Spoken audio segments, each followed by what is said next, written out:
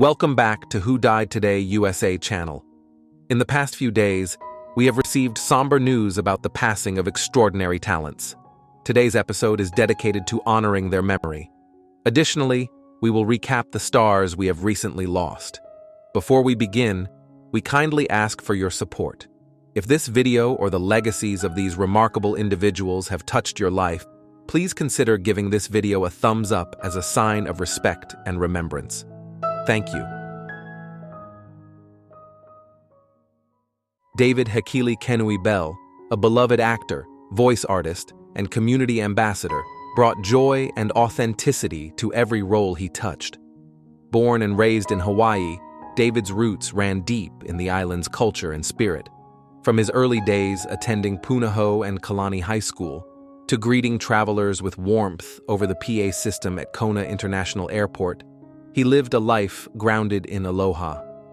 Though he balanced multiple careers, including his role as assistant superintendent at Ellison Onizuka Kona International Airport, David always nurtured a passion for performance. That passion bloomed into a quiet but meaningful presence in the entertainment world.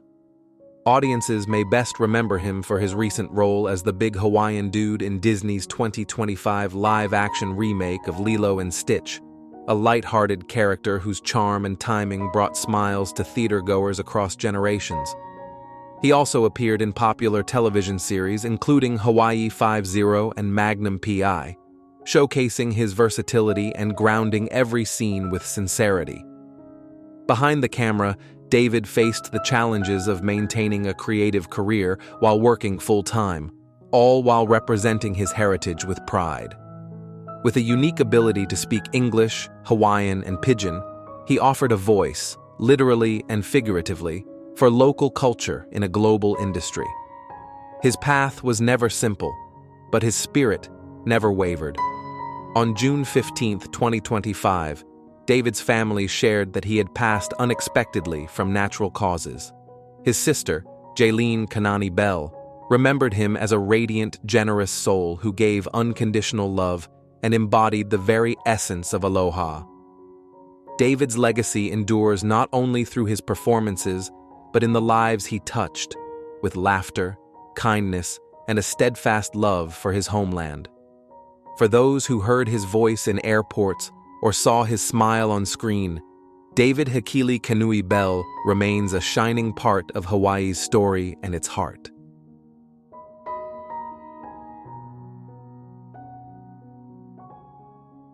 Betsy Gay's life was a tapestry woven with music, laughter, and silver screen magic. Born with a natural spark and a gift for performance, she stepped into Hollywood's spotlight at the age of 6, becoming a cherished member of the beloved Our Gang comedies, later known as the Little Rascals. From 1935 to 1938, she appeared in several episodes, winning the hearts of audiences as Effie, the sweet and spirited girlfriend of Alfalfa. Her early years in film included roles in Tom Sawyer, A Day at the Races, and Mystery Plane, helping define an era of American childhood on screen.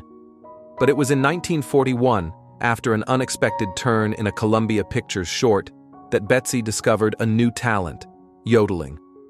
What began as a scene became a passion, and soon a signature. She mastered the craft with joy and discipline, earning back-to-back wins at the California State Yodeling Championship in 1945 and 1946. Throughout the 1940s and 50s, Betsy became a beloved voice on radio and television, sharing stages with legendary names such as Johnny Cash and the Everly Brothers. From live performances to recorded tracks with Capitol and Decca Records, her career flourished. Her song, Belle of the Old Barn Dance, remains a treasured relic of Western Americana. Behind the scenes, Betsy was a devoted wife to Thomas Cashin and mother to 5 children.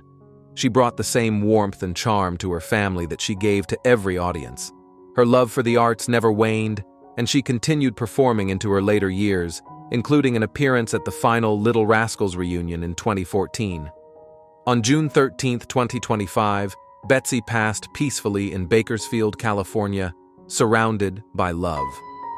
Her friend Robert Satterfield confirmed the news, remembering her as a joyful, graceful presence who will be deeply missed. Betsy Gay leaves behind a legacy of light, one filled with melody, innocence, and the enduring power of a little girl who yodeled her way into America's heart.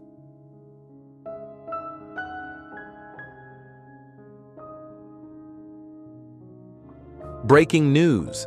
Imagine the collision of star power and heartfelt vulnerability. An actor whose camera-ready charisma masked fierce ambition and unspoken battles. Leonardo DiCaprio, one of Hollywood's most captivating figures, has spent decades winning hearts with unforgettable performances. But behind the charm and red carpets lies a journey shaped by deep personal resilience, emotional challenges, and unwavering integrity. Today, we pull back the curtain to reveal the raw and inspiring story of his health, career, and unbreakable spirit. How far would you go to stay grounded while ascending beyond anyone's expectations? Share your thoughts in the comments below as we explore the hidden chapters of Leonardo's life, his dedication to his craft, and the strength that defines his legacy. Born on November 11, 1974 in Los Angeles, Leonardo DiCaprio came into the world amid the glitter of Hollywood, though his upbringing stood in stark contrast. Raised by his single mother in modest neighborhoods far from fame, he discovered early on that nothing comes without effort. He used his earnings from part-time work to buy headshots, attending hundreds of auditions, facing more than 100 rejections before finally gaining traction. That first spark of hope came in 1993 from What Is Eating Gilbert Grape, where he portrayed Arnie Grape, a teenager with a developmental disability. His nuanced, deeply emotional performance earned a nomination for an Academy Award at just 19. The world began to see not just a young actor, but someone with extraordinary talent and empathy.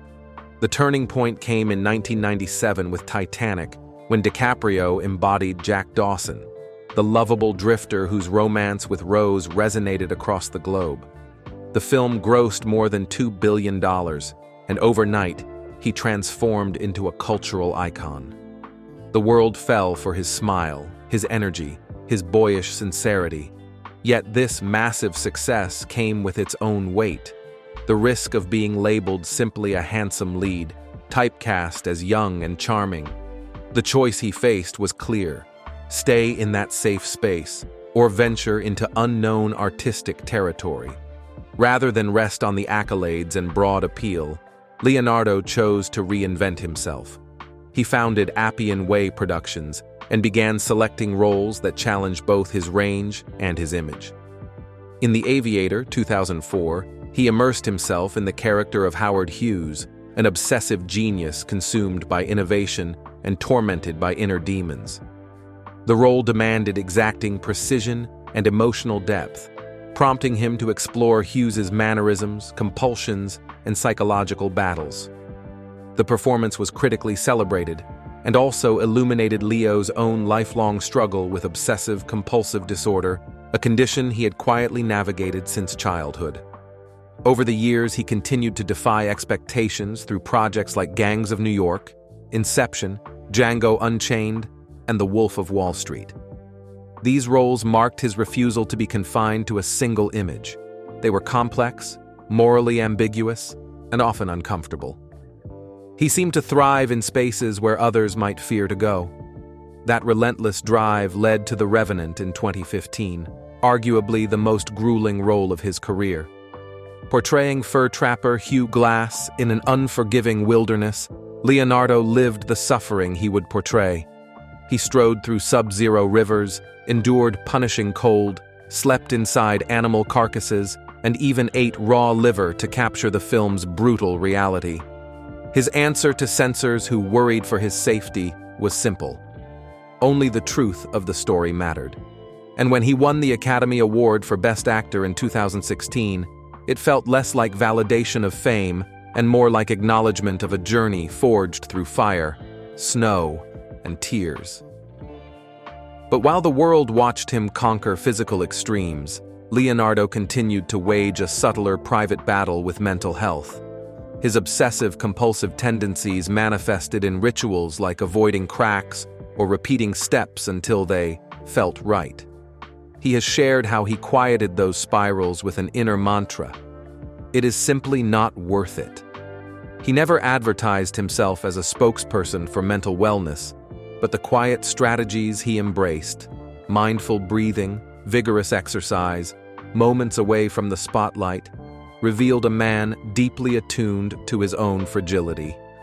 He found solace in nature, escaping cameras to reset in forests, mountains, or on long flights with nothing but a book. Working across tight schedules and intense roles demanded emotional endurance. The pressure of cameras, critics, and self-expectation could be crushing, but he refused the comforts of stardom. He circled back to introspection, rebuilding characters from scratch, and collaborating with directors known for extracting raw humanity: Martin Scorsese, Quentin Tarantino, Alejandro González Iñárritu. They were not merely directors, they were co-conspirators in his quest for authenticity. Each time he emerged from a complicated shoot, whether surviving near-fatal moments on harsh terrain or navigating morally gray characters, he emerged stronger, more centered, more invested, more present. Even as his career soared, Leonardo never lost sight of the world beyond the screen. He used his stature to become a vocal advocate for environmental preservation. Through his production company, he supported documentaries about climate change, indigenous voices, and wildlife conservation. Every public speech and acceptance address echoed the same urgent message: the planet's fragility demands attention now. In his own life, he matched words with actions: philanthropy, funding, campaigning, standards he held himself to more stringently than any film role. In recent years, he continued to push boundaries with Once Upon a Time in Hollywood, where he stepped into the persona of a fading star in the 1960s. Don't Look Up, a biting satire of inaction in the face of disaster, and Killers of the Flower Moon, a dark exploration of greed and injustice, all while collaborating with some of the finest directors in the world. Each film reflected his evolution, not just as a box office powerhouse, but as a storyteller unafraid to hold up a mirror to society. At 50 years of age, Leonardo does not live on the sheen of youthful stardom. He stands as evidence that, to stand the test of time, one must nurture inner fortitude and humility. He remains engaged, whether he speaks at summits, addresses the United Nations, or quietly supports scientists and activists. He stands as proof that brilliance requires both fierce passion and tender care. What can we learn from his ongoing story? Ambition need not be hollow. Public applause can coexist with private struggle.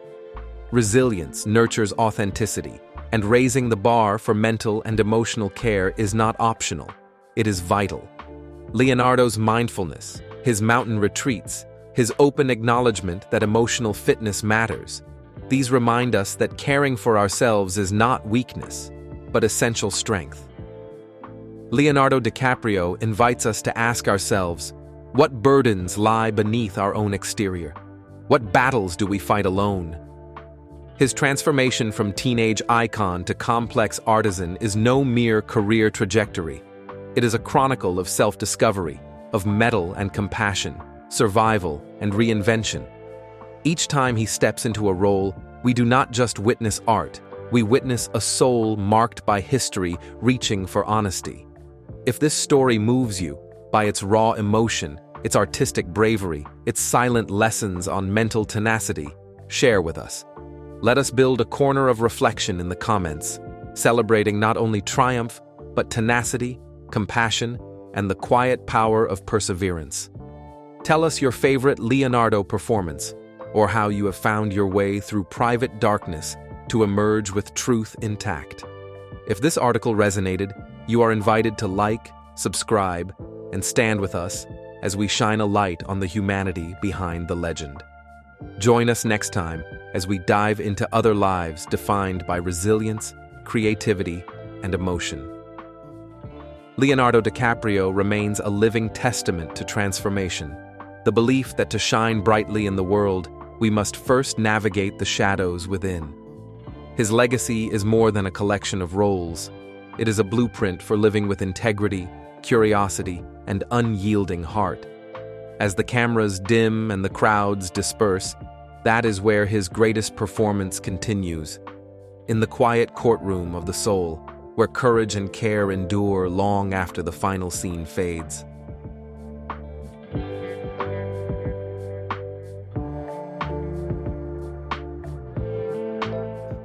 Ananda Lewis, the vibrant and trailblazing MTV VJ and talk show host, was born on March 21, 1973, in Los Angeles. From volunteering in school plays to graduating from Howard University in 1995, Ananda carried a passion for youth empowerment and truth-telling that would shape her career and inspire a generation. Her breakout moment came in 1997 when she joined MTV, becoming a host on Total Request Live and Hot Zone. By 1999, the New York Times had called her the hip-hop generation's reigning it girl, recognizing not just her charm, but her bold, authentic presence. Ananda used her platform to spotlight heavy issues, from school violence to the tragic loss of her dear friend Aaliyah, showing that a VJ could also be a voice of truth and compassion. In 2001, she launched The Ananda Lewis Show, marking a new chapter in her career. Though it ran only one season, it was a testament to her courage in stepping into a challenging new role. She later found fulfillment as a correspondent on The Insider, hosted shows like America's Top Dog and While You Were Out, and even became a skilled carpenter, proving her versatility and grit. Behind her warm smile, Ananda faced profound personal challenges. She learned in 2018 that she had stage 3 breast cancer, which she shared in 2020, urging women to get regular screenings, a message born from regret over her own hesitations. Though she chose alternative approaches early on and later expressed uncertainty about those decisions, her story became a powerful call for awareness and prevention. By 2023, her cancer had progressed to stage 4. She spent her final days surrounded by loved ones at her Los Angeles home and passed on June 11, 2025, at age 52, as her sister noted, "She's free and in his heavenly arms." Ananda leaves behind her teenage son Langston and a legacy of authenticity, fearlessness, and advocacy. Her impact resonates wherever honesty meets heart, on MTV's stages, in late-night conversations, and in quiet moments of reflection. She showed us it's possible to live boldly, love fiercely, and speak truth with grace. Though her time with us ended too soon, Ananda's spirit lives on in every young voice she lifted and every story she helped tell, forever a shining example of what it means to be real.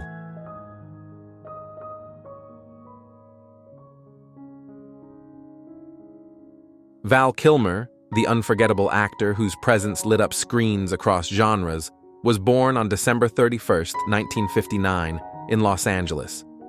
A graduate of the prestigious Juilliard School, he brought depth, charisma, and an unpredictable spark to every role he played. His breakout came in 1986 with Top Gun, where his portrayal of the confident Iceman opposite Tom Cruise propelled him into pop culture fame. In 1991, Kilmer took on the role of Jim Morrison in Oliver Stone's The Doors, delivering a haunting, immersive performance. He followed that with a brilliant turn as Doc Holliday in Tombstone, 1993, capturing the character's sharp intellect and tragic charm. In 1995, he donned the cape as Batman in Batman Forever, a defining moment that earned him both acclaim and scrutiny. Beyond blockbusters, Kilmer embraced diverse roles, from the tense heist ensemble in Heat to lending his voice as Moses in The Prince of Egypt, portraying Philip of Macedon in Alexander, and captivating audiences with his autobiographical one-man show, Citizen Twain. Despite his talent, Kilmer was often described as mercurial, known for his creative genius as much as for being fiercely independent. His collaborators noted that he could be difficult, but those who truly understood him saw a man of rare artistic integrity. In 2014, he confronted a serious challenge, a diagnosis of throat cancer. After a grueling treatment journey, he emerged cancer-free, though deeply changed by the experience. His voice and breathing bore the marks of that battle, but he carried on with courage and quiet determination. On April 1st, 2025, at the age of 65, Kilmer passed away in Los Angeles due to pneumonia, with his daughter Mercedes noting that his earlier cancer and ongoing health struggles played a role. Val Kilmer's legacy is defined not just by his iconic roles, but by his willingness to take risks and pour himself into his work. In his 2020 memoir, I'm Your Huckleberry, and the 2021 documentary Val, he shared his life's triumphs and trials with honesty and wit. He is survived by his children, Mercedes and Jack, and he leaves behind a body of work that continues to move, challenge, and inspire. Val reminded us that true artistry lies in daring to be yourself, flaws, passions, and all.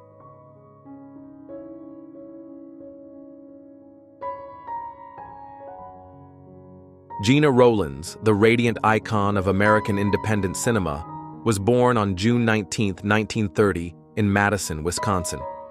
She pursued acting in New York, where she met her future husband, John Cassavetes, and soon became his muse, together shaping new frontiers in film with their raw, emotional honesty. Throughout the 1960s and 70s, Gena brought unforgettable characters to life. In Faces, she embodied a complex, fractured soul. In A Woman Under the Influence, 1974, she delivered a haunting performance as a woman at the edge of her emotional world, earning her first Oscar nomination. In Gloria, 1980, she played a tough, resilient protector whose strength lit up the screen and earned her a second nomination. Beyond those iconic roles, Gena starred in Opening Night, Love Streams, and Night on Earth, always bringing warmth, wit, and fierce authenticity. She won 3 Emmy Awards for outstanding performances in television films like Early Frost and The Betty Ford Story.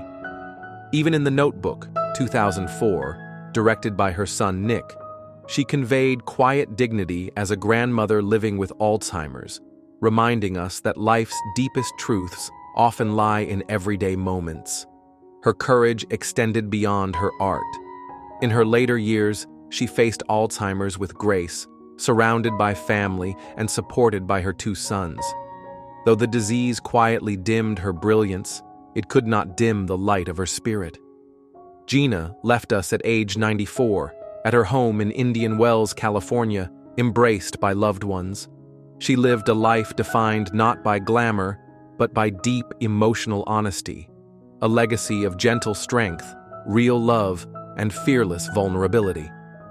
She is remembered by her sons, filmmakers Nick and Zoe, and daughter Zan, and by generations of audiences who found in Gena's work a reflection of their own struggles and triumphs. Above all, Gena Rowlands showed us how to live many lives, all of them rich with emotion, truth, and the timeless beauty of being human.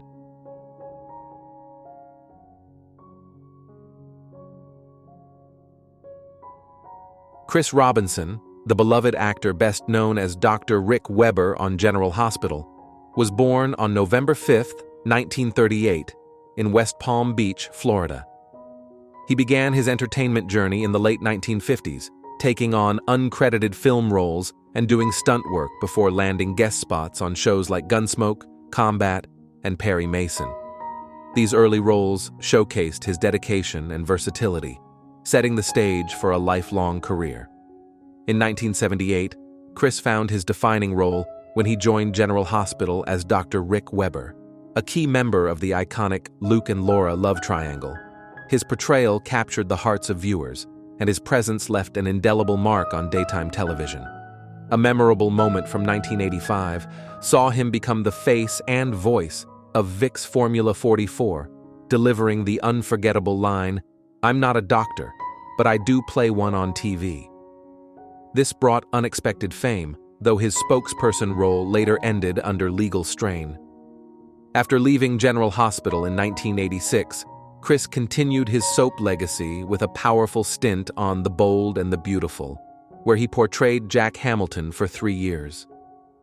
In a heartfelt reunion in 2002, he returned to General Hospital to walk Laura down the aisle once more. His character's dramatic storyline, reviving past romance and hidden truths, reminded fans of the emotional depth that made his work resonate. Beyond soap operas, Chris appeared in over 100 film and television projects, demonstrating his enduring passion for storytelling. From his early stunt work to his final role in the 2022 film Just for a Week, he remained a constant presence on screen. In recent years, Chris faced health challenges. He lived with heart failure for some time, bravely managing this condition while continuing to cherish life at his home near Sedona, Arizona.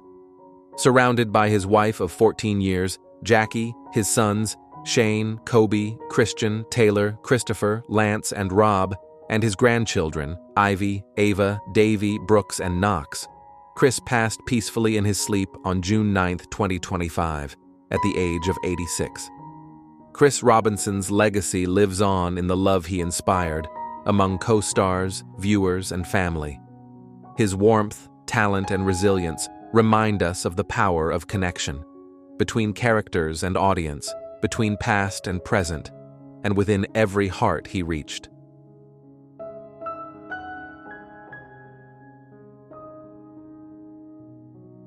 John Brenkis, the visionary creator and charismatic host of the Emmy-winning series Sports Science, was born on June 25, 1970. From an early age, he carried a love for both athletics and analytics, an unusual pairing that would eventually become his trademark. In 2007, John brought this passion to life on screen. On Sports Science, he and his team used cutting-edge technology to explain sports phenomena, from the sheer force of an NFL tackle to the precision behind Steph Curry's shot. The show earned 6 Emmys and became a cornerstone of sports entertainment, engaging fans by blending scientific curiosity with real-world athletic achievement. John wasn't just a host, he was a storyteller and educator. With warmth, enthusiasm, and catchphrases like Brenkis's Law, he turned complex biomechanics into moments of wonder. His ability to translate velocity, momentum, and gravity into conversations around dining tables and sports bars across America created a legacy both entertaining and enlightening. Behind the scenes, however, John fought a quiet daily battle with depression. In interviews, he bravely shared how dark days nearly overwhelmed him, until a small moment of companionship from his dog helped pull him back. He sought help from multiple therapists and psychiatrists, urging others to seek the same. His openness turned personal struggle into an inspiration. If someone like him could reach out, so could anyone else. On May 31, 2025, John lost his battle with depression at the age of 54.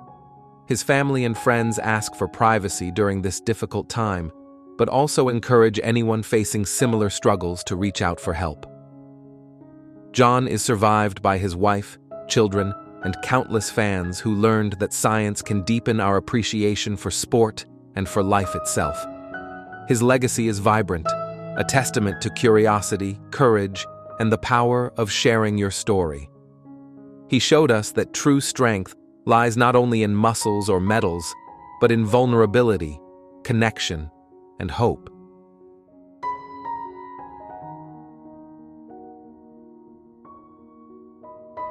Mitzi McCall, the trailblazing comedian, actress, and sitcom writer, was born on September 9, 1930, in Pittsburgh, Pennsylvania.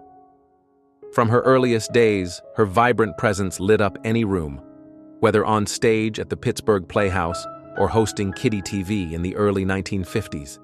She brought a sparkle and creativity that hinted at a lifelong journey in entertainment. Her partnership with husband Charlie Brill blossomed into the beloved comedy duo McCall and Brill, whose charm and timing delighted audiences for decades. They became television staples, appearing on variety classics like The Ed Sullivan Show, famously sharing the stage with the Beatles, Rowan and Martin's Laugh-In, and Match Game. Their witty sketches, often exploring the dynamics of married life, captured hearts with warmth and humor. Mitzi's versatility extended far beyond live comedy. She lent her voice to beloved animated series, The Flintstones, The Jetsons, Snorks, and even Ice Age. On screen, she brought memorable roles to shows like Seinfeld, Roseanne, Dharma and Greg, and The Sweet Life of Zach and Cody. As a writer, her sharp comedic touch shaped episodes of 8 is Enough, One Day at a Time, Alf and Charles in Charge. Behind the scenes, she served as a mentor, generous, encouraging, and faithfully guiding the next generation of performers. On August 8, 2024, at the age of 93, Mitzi passed away peacefully in Burbank, California. Though the details of her passing were private, her life's work speaks volumes. 7 decades of laughter, creativity, resilience, and authenticity. Survived by Charlie, their daughter Jenny, nieces Tony and Wendy, and goddaughters Melissa and Sarah Gilbert, Mitzi's legacy reaches far beyond any single performance.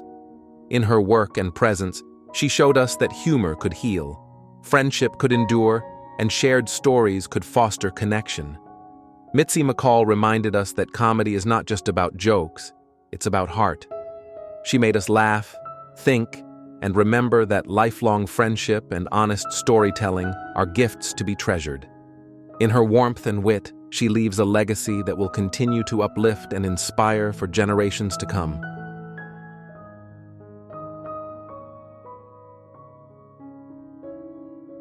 Mike Patrick, the warm and steady voice of ESPN for over 3 decades, was born on May 14, 1944, in Clarksburg, West Virginia. From his earliest days calling games on local radio to rising through collegiate sports ranks, he possessed an unwavering passion that helped shape and define sports broadcasting for a generation. In 1982, Patrick joined ESPN and quickly became the trusted play-by-play announcer for college football and basketball. His steady tone and insightful commentary made him the voice of countless ACC battles and Women's Final Four matchups, earning him heartfelt respect from coaches, players, and fans alike. But in 1987, he entered a larger spotlight. Mike became ESPN's original Sunday Night Football commentator, a role he held for 18 seasons. With every kickoff, every touchdown, he brought clarity, gravity, and a sense of community to living rooms across America. He didn't just call plays, he connected with them. From the roar of college arenas to the strategy unfolding under stadium lights, Patrick conveyed not only scores, but moments, stories of triumph, heartbreak, and grit. His boy-next-door presence alongside legends like Dick Vitale and Joe Theismann made Monday nights feel welcoming and profound, marking him as one of ESPN's most enduring and beloved voices. Though he found incredible success, Patrick's journey wasn't free of challenge. He worked his way up from small-town stations, learning the game of sports broadcasting and life with each step. He balanced family and ambition, stayed grounded amid sudden fame, and remained true to the integrity of his craft. When he called his final game, the Liberty Bowl, in 2017, it was a moment both triumphant and sweetly quiet, a full-circle moment for a man who had done exactly what I wanted to do with my life. On April 20th, 2025, following a lifetime of waking up early, tuning in wire feeds, and greeting millions with his voice, Mike Patrick passed peacefully at his home in Fairfax, Virginia, at the age of 80. Despite physical ailments common to age, he remained sharp, thoughtful, and gracious to the end. Mike leaves behind his wife, 2 children, and a legacy woven through Friday nights, March Madness, and Navy Yellow Jackets games alike. When we hear a whistle on game day, we will remember his gentle baritone reminding us, this is more than a game, it's part of our shared story. In every replay, every comeback, and every arena echo, Mike Patrick's voice remains with us.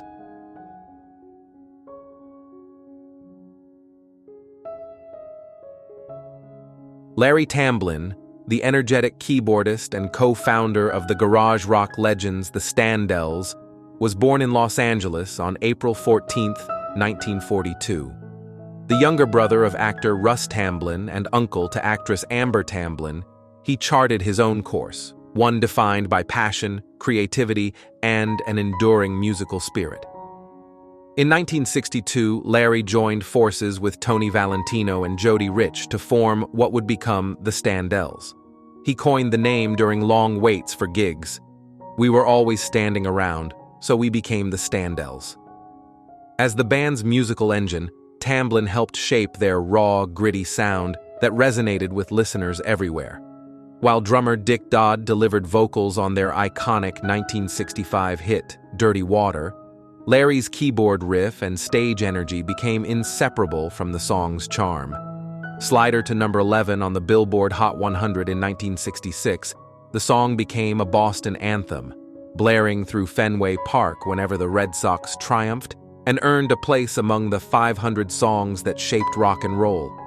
Critics called it the sound of an era, and in 2004, the band returned to perform it live at the World Series, a testament to its impact.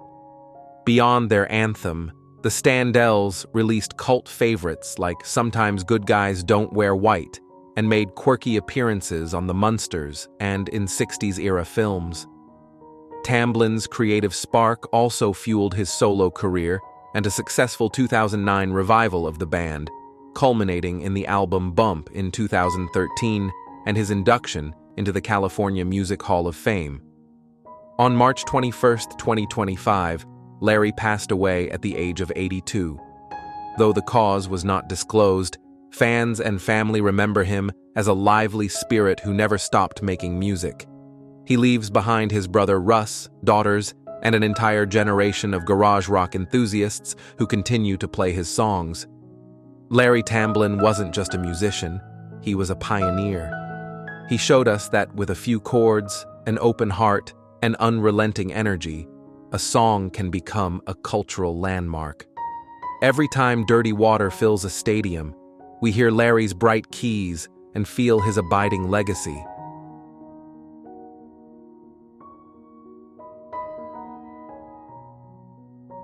Melba Montgomery was born on October 14, 1938, in Iron City, Tennessee, and raised in Florence, Alabama, a childhood steeped in close-knit family dances and the rich traditions of Appalachian music.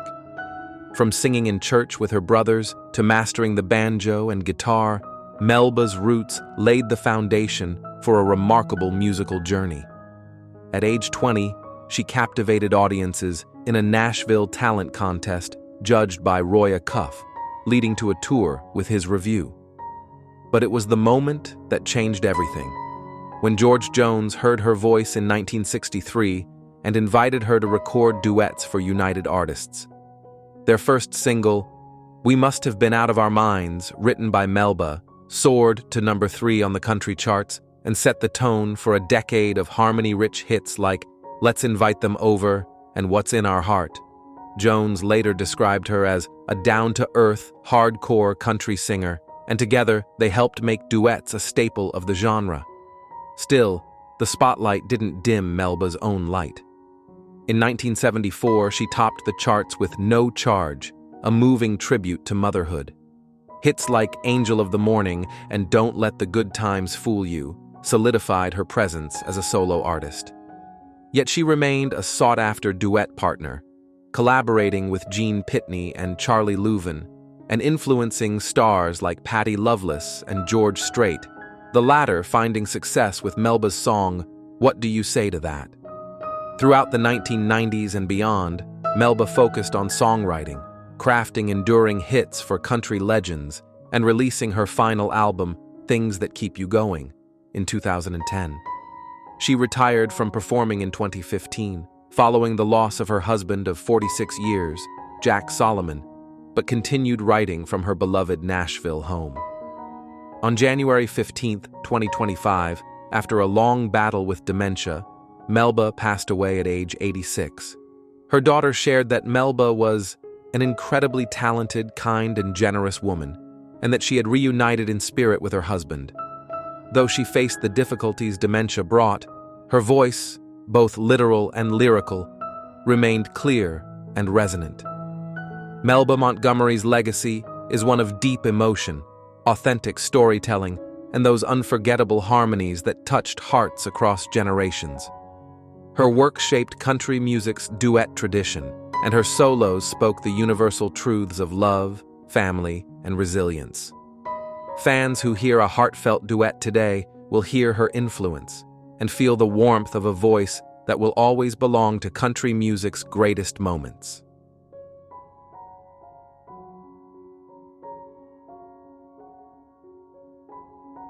Dennis Arndt was born on February 23, 1939, near Seattle, Washington, a childhood rooted in the Pacific Northwest and framed by a family that valued courage and integrity. He grew up learning discipline and compassion, qualities that would carry him through a life of service, art, and inspiration. After high school, he enlisted in the Army and became a helicopter pilot in Vietnam, earning 2 Purple Hearts and a commendation for bravery. Those skies shaped his soul and planted the seeds of courage that would later take center stage.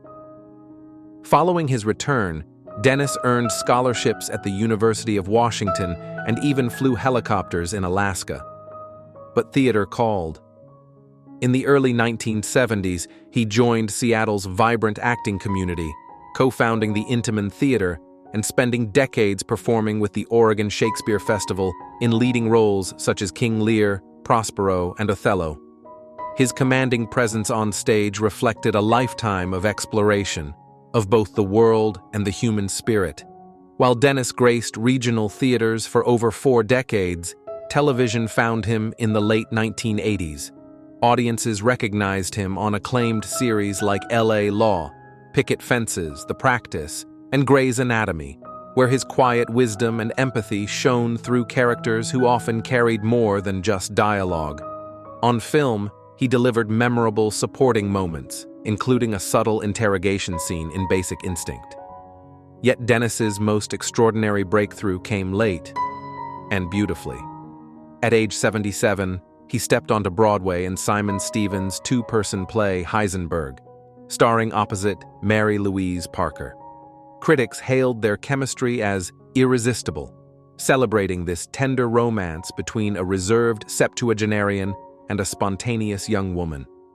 The performance earned Dennis his first Tony nomination, a testament to a lifetime of preparation meeting a moment of pure magic.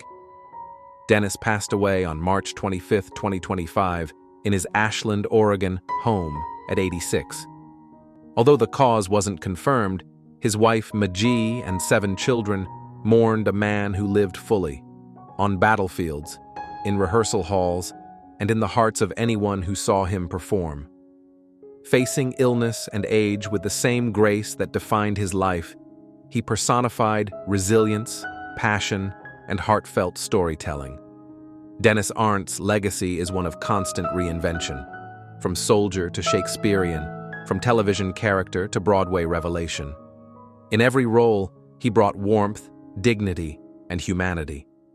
For anyone who believed it too late to discover their true calling, his example proves otherwise. His light will continue to inspire actors, veterans, and dreamers of every age.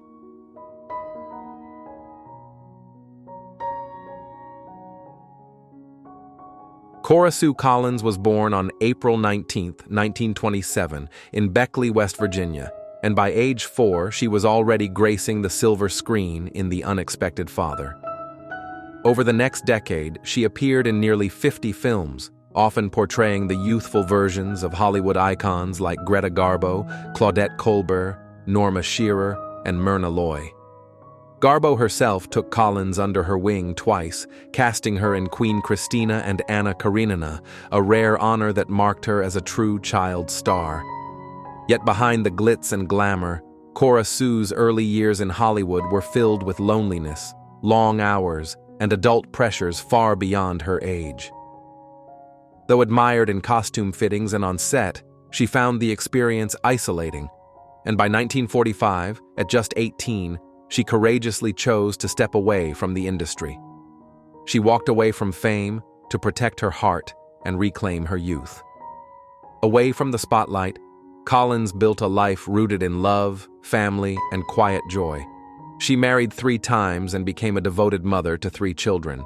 She pursued her passions, from competitive water skiing to building a welcoming home in Phoenix and later Paris.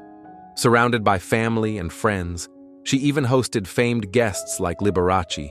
She found fulfillment not in applause, but in laughter around the dinner table, bedtime stories, and shared memories.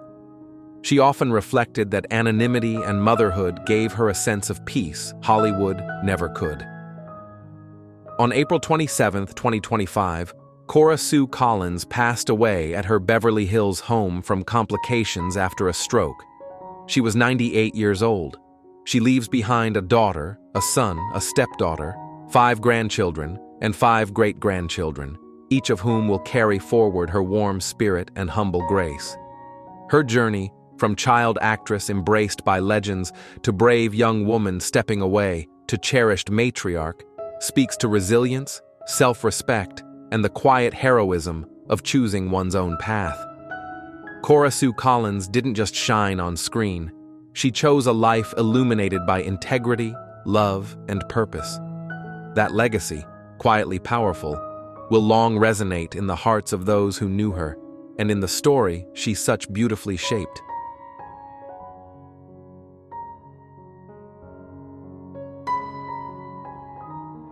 Breaking news. Dick Van Dyke, at 99 years old, he still radiates a boundless energy that defies time. This man, whose smile still lights up rooms and whose voice still carries the weight of decades, is more than a legendary entertainer. He is a living testament to resilience, reinvention, and the enduring power of hope. As we journey through his life, his triumphs, trials, and the quiet battles that shaped him, we uncover a story rich with heart, humor, and hard-won wisdom. How does one stay vibrant and joyful with nearly a century behind them? Join this exploration of Dick Van Dyke's life and discover what keeps him dancing, singing, and inspiring to this day. Born Richard Wayne Van Dyke on December 13, 1925, in the small town of West Plains, Missouri, he was the first of Hazel and Lauren Van Dyke's 2 sons. Money was tight during those early years, amid the shadows of the Great Depression and then the turbulence of World War II. Yet young Dick's exuberant spirit emerged in church choirs, school plays, and makeshift performances for local audiences. Even as a teenager, he possessed a natural charm and sense of timing that hinted at something special. At 19, Dick made a significant decision. He left Danville High School and enlisted in the Army Air Forces in 1944. He spent those years entertaining service members, singing, dancing, joking, honing skills that would carry him through a lifetime. After his discharge in 1946, he moved to New York with little more than drive and an unshakable belief in his talent. Broadway greeted him with open arms. A 1959 role in The Girls Against the Boys paved the way for his breakthrough turn as Albert Peterson in Bye Bye Birdie, a performance that earned him the prestigious Tony Award in 1961. That same year, a television phenomenon burst onto screens, The Dick Van Dyke Show, in which he starred as Rob Petrie, the lovable comedy writer navigating life with his wife Laura, played by Mary Tyler Moore. The series, infused with mischievous charm and heartfelt moments, brought Van Dyke 3 Emmy Awards and secured his place in television history. During those golden years, laughter masked inner storms. Van Dyke was plagued by shyness and self-doubt, and he turned to alcohol in his 20s as a social crutch. He bravely admitted later that it was a shortest route to confidence in his early career. By the early 1970s, this reliance began eroding his personal life, affecting his marriage to Margie Willett and taking a toll on his health. He entered rehab in 1972, an act of courage that saved his life but did not erase the struggle. The path to sobriety was long and uneven. A watershed moment came in 1985 when he fully embraced his responsibility to himself and to others. "My body did what my mind could not." It said, "Enough." This transformation was deeply personal, but had far-reaching professional consequences. Having mastered the world of comedy, Dick sought deeper stories. He stepped into cinematic roles that showcased his talent in new light. In Mary Poppins, 1964, he charmed audiences as Chimney Sweep Bert and the stern bank chairman, Mr. Dawes Sr. His performance earned a Grammy, confirming his versatility as both actor and singer. Then came Chitty Chitty Bang Bang in 1968, a film brimming with imagination and whimsy, fitting for a performer who made magic seem effortless. Throughout the 1970s and 1980s, he continued to dabble in television and film, alternating between leads and guest spots, always sparking with warmth and vitality. One of the most moving moments came with The Morning After in 1974. In this gritty TV drama, Van Dyke played a man haunted by his demons, paralleling his own struggles with alcohol. His honest portrayal earned him an Emmy nomination, and more importantly, served as a mirror. It forced him to confront his own reality and reckon with the person he wanted to become. As Dick stepped into sobriety, his personal life shifted too. He divorced Margie in 1984 and soon fell into a long-term relationship with Michelle Triola. Though they never married, their partnership carried him through phases of healing and reinvention. And in 2012, at age 86, he found renewed joy with makeup artist Arlene Silver. Their marriage later that year brought fresh energy into his life and a disciplined focus on health. Arlene championed a vibrant approach to aging, one fueled by movement. She encouraged him to go to the gym 3 times a week, lifting light weights, stretching, swimming, dancing. He credits this routine with preserving his strength into his late 90s, often calling it his secret weapon. The simple message? Movement is not optional. It is essential, especially as years stack up. Still, life presented new challenges. Around 2013, Van Dyke began to experience a strange sensation, his head pounding when he lay down. The onset of this discomfort caused him to postpone public appearances, prompting concern among fans. But true to form, Dick investigated the issue and found the culprit in his dental work, titanium implants.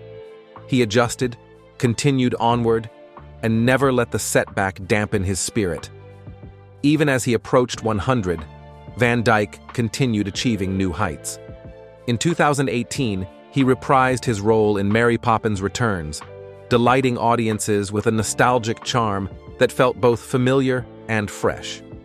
In 2023, he captivated viewers on The Masked Singer, performing Supercalifragilisticexpialidocious with the same spark that defined his early career. Though he was the oldest contestant ever, he received a standing ovation that echoed his lifelong gift for joy. A televised special celebrating his 98 years drew viewers into his world, heartfelt reflections, old clips, and a sense that every year has added wisdom, not weight. In 2024, he made a surprise appearance in Coldplay's music video, All My Love, a collaboration bridging past and present, reminding us that artistry knows no expiration date. His accolades reflect his range and staying power. 6 Emmy Awards, a Tony, a Grammy, induction into the Television Hall of Fame, Disney Legend status, the Screen Actors Guild Life Achievement Award, and Kennedy Center honors. Each accolade marks a chapter, but none define the man himself, a man who loved laughter and lived honesty. Even in aging, Van Dyke refused to quiet his curiosity. He explored new tools like ukulele and barbershop singing. He thanked his predecessors, once calling Stan Laurel to share his admiration, and he spoke out on social causes close to heart. Above all, he made a point of listening, to children, to elders, to those with stories to tell. He did not pretend that age was harmless. He acknowledged the bittersweet sorrow of outliving close friends, Carl Reiner, Ed Asner, and others. His wife Arlene referred to it as a curse, and yet Dick bore it with sincerity, recognizing grief but not letting it define the moment. He talked and acted with gratitude. "Life has been good," he once said. "I will not pretend otherwise, but I will move on." He taught a generation to dance, to laugh, to dare. But he also taught something deeper, that our struggles do not have to be silent, and our vulnerabilities do not diminish our legacy. They deepen it. From alcohol dependence to physical strain, from heartbreak to headaches, he confronted everything with the same grace that powered his on-screen presence. What springs from his story is not just admiration, but aspiration. Creativity flourishes when one is open, honest, and brave. Recovery is not a pitfall, it is a passage. Age is not an anchor, it is a badge of persistence. Movement, both physical and emotional, keeps the spirit alive. With nearly a century of experience, Dick Van Dyke offers a life lesson like no other. If you stumble, rise and dance. If you fear, speak your truth. If you age, stretch. If you laugh, laugh louder. His story reminds us that time does not steal joy, it transforms it, if you let it grow. Which Dick Van Dyke moment touches you most? His wide grin during a Broadway performance? His tearful reflection on struggle? His ukulele burst at 99? Share your memories and reflections below. If his life moved you, let someone else hear it through a like or share. Dick's story is still writing itself, even as he stands at the threshold of a new century. His steps, though lighter, still sound out rhythms of joy, of resilience, of heart. He reminds us all that a life well lived is not measured in years, but in the spirit we keep dancing into them. Here's to a man who still dazzles, still dares, and still dances, and whose legacy, for as long as we listen, guides us to find the courage to shine.